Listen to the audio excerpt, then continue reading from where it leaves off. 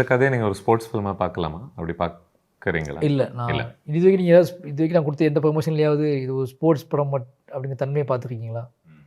அதாவது முழுக்க நீங்கள் இது ஒரு ஸ்போர்ட்ஸோட தன்மையை நான் அணுகிக்கணும் மாதிரி தெரிஞ்சிருக்கான்னு கேட்டேன். இது வரைக்கும் கொடுத்த ஃபுட்டேஜில் அவர் தெரிஞ்சிருக்காது. நான் அப்படி பார்க்கல.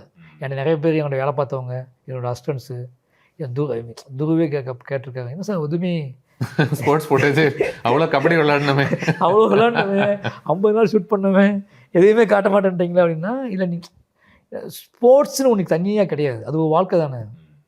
அதில் விரும்பினா நீங்கள் பட் உங்கள் புரியுது. இப்போ ஃபிலிம்ஸில் ஸ்போர்ட்ஸ்ன்றது ஒரு செப்பரேட் ஜான்ரா ஆகுதுல்ல, வாழ்வினோட அங்கம் தான், ஒரு ட்ராவல் தான். இப்போ நான் ஒரு டைரக்டரை பற்றி படம் எடுக்குன்னு வச்சுக்கோங்களேன், நீங்கள் எவ்வளோ தான் கேமரா டயர்ட் ஸ்கிரிப்ட் எழுதி காட்டிகிட்டு இருப்பீங்க, எடுக்க முடியாதுல்ல.